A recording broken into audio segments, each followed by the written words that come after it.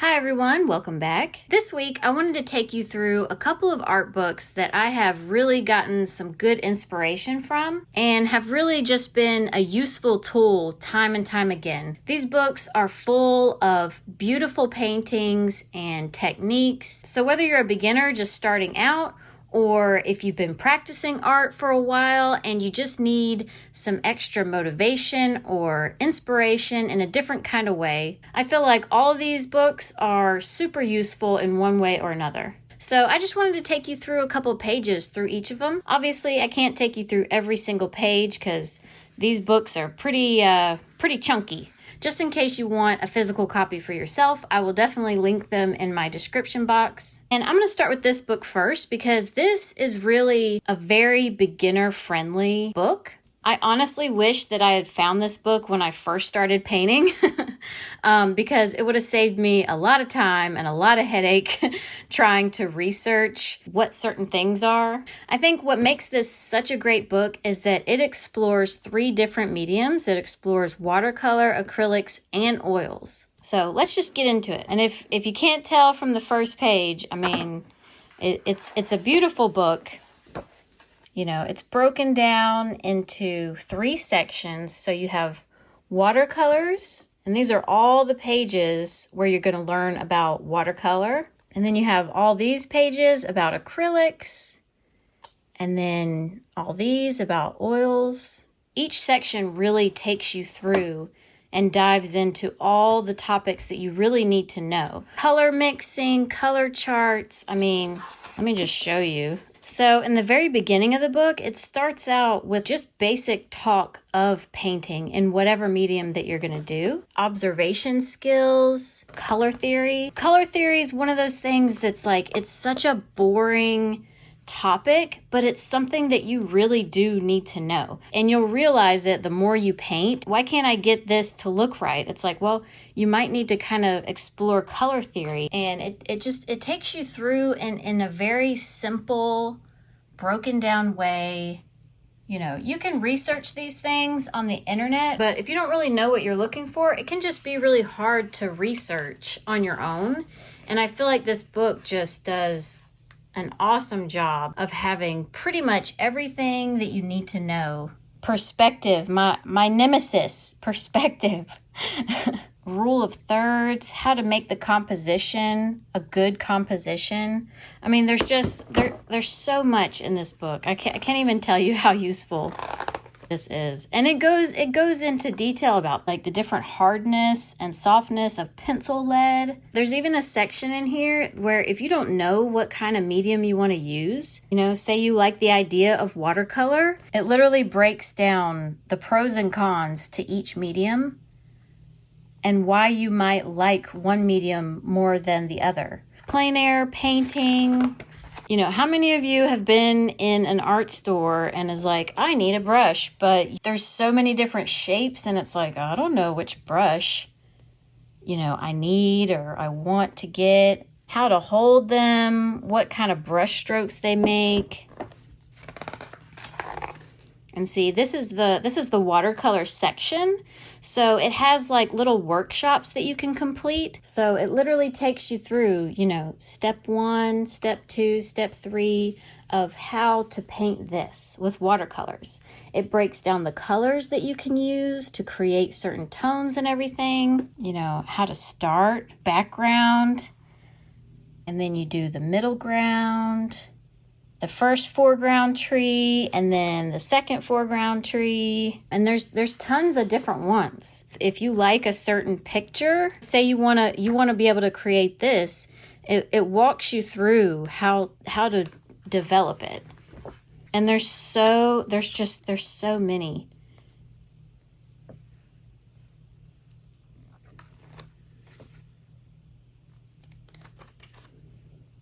Getting skin tones.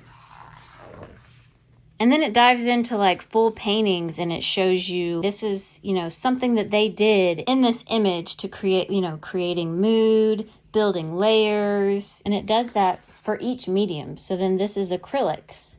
It's got your beginner techniques, all these pages, intermediate techniques, advanced techniques. It even shows you how to make a stay wet palette. Super useful.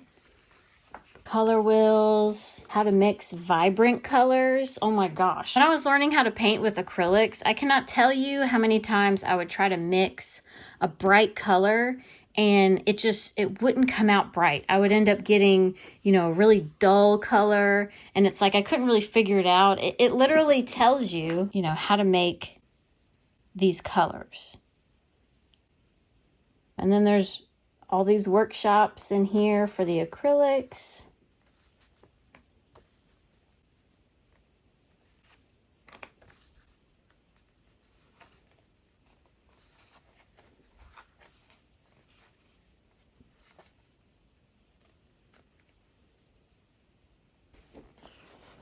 If you were going to paint this flamingo, you wouldn't really think that it started out with a purple underpainting. You know what I mean? Not if you're a beginner.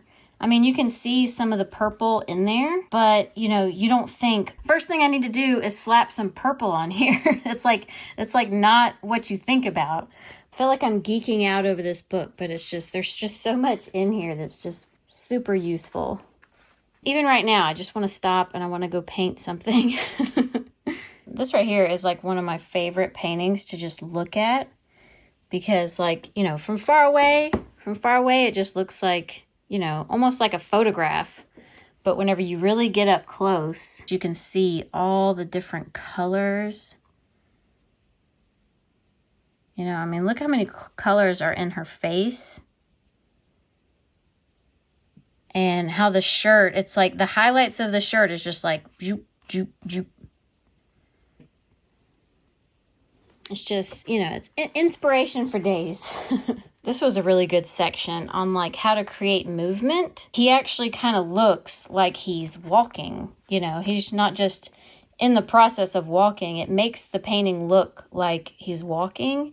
And it's because of the way that it's painted. You might not like to paint like this, but it's good to kind of know. And you might be able to do it in a different way. But it gives you the knowledge that you need to be able to take it and do it your own way. And then the last part of the book is for oil painting, which I haven't really gone through a lot because I haven't tried oil painting yet. All the brushes that you might need for painting in oils. Oil brushes are a little bit different than acrylic brushes, and acrylic brushes are different than watercolor brushes. So it takes you through all that stuff. Fat over lean. I'm not an oil painter, but I know I've heard people talk about fat over lean. And see, this takes you to the exact page that you need to go to learn about fat over lean and what that even means.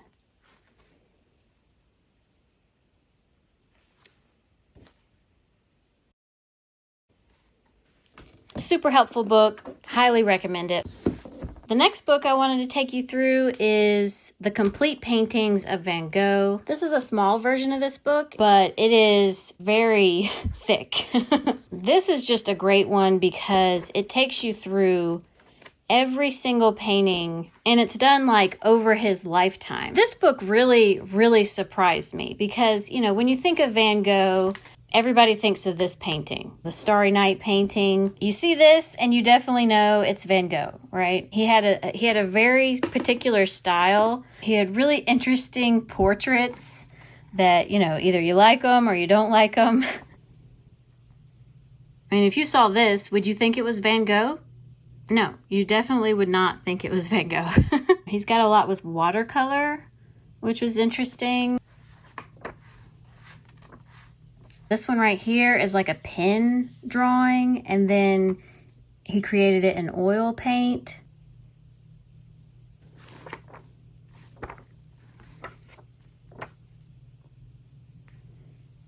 It really just shows you from the beginning stages, how he developed his own style.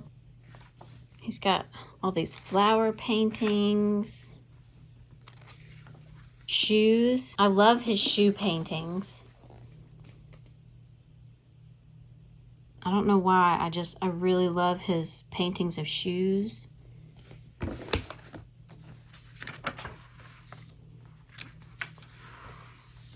sketches that he did in here, you know, where he's like practicing before he paints.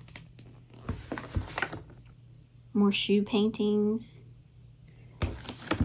You know, it just shows you, like, you don't have to paint like the most interesting subject to have a really interesting painting. There's so many good paintings in here. His sunflowers, which I actually don't really care for his sunflower paintings except for this one. I really, really like this one for whatever reason. And these are like dead sunflowers. But I love all the colors.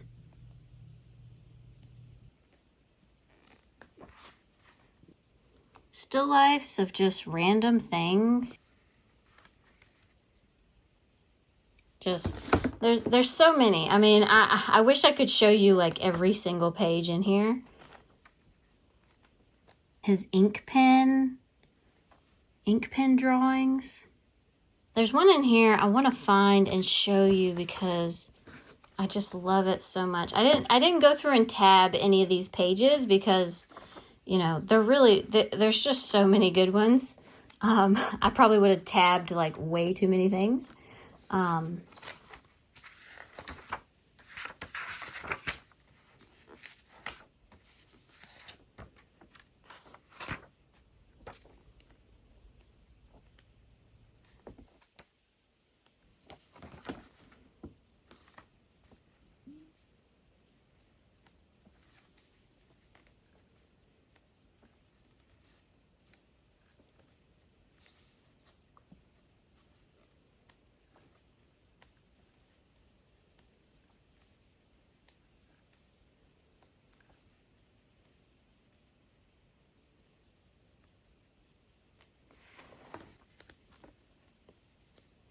Still looking for that one picture. If I can find that one picture, I'll be done showing.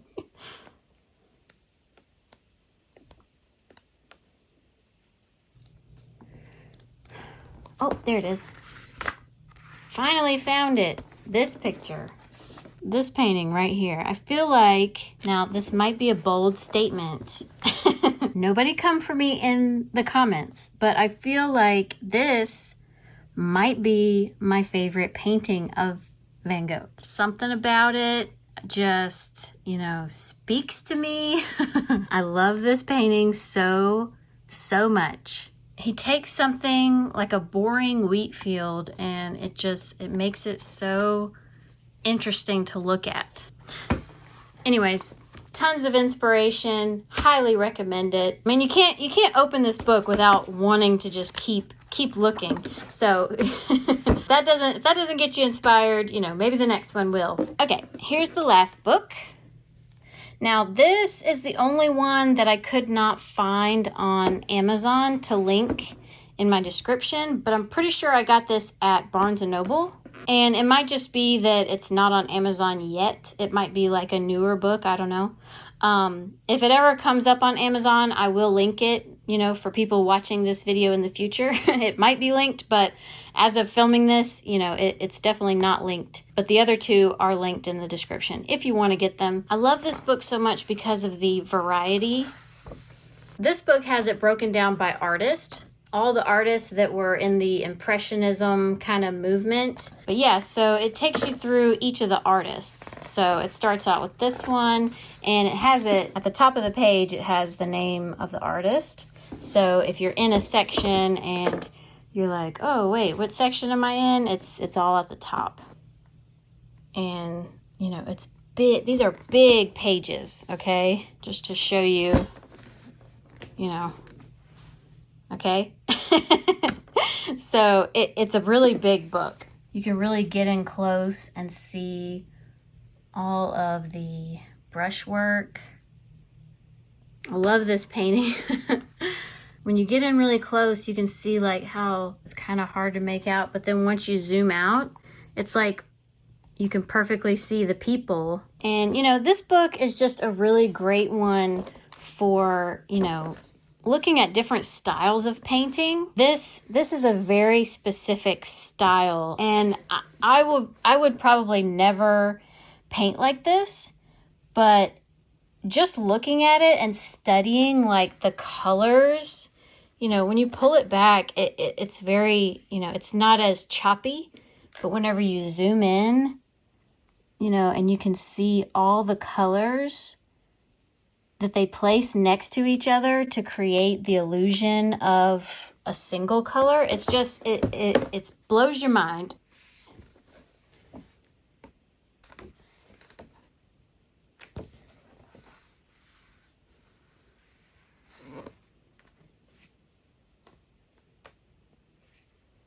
It's just super loose marks. Like you can almost see the canvas through the paint because it's just kind of scribbled about.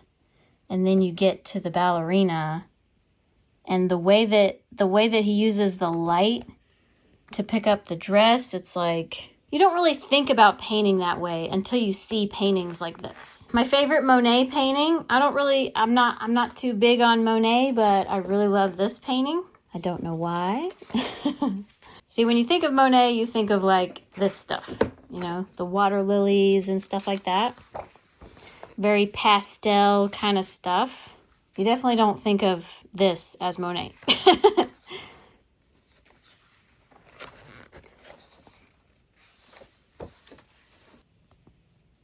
I mean, just look at the colors and the background, and just, here's another one I really love.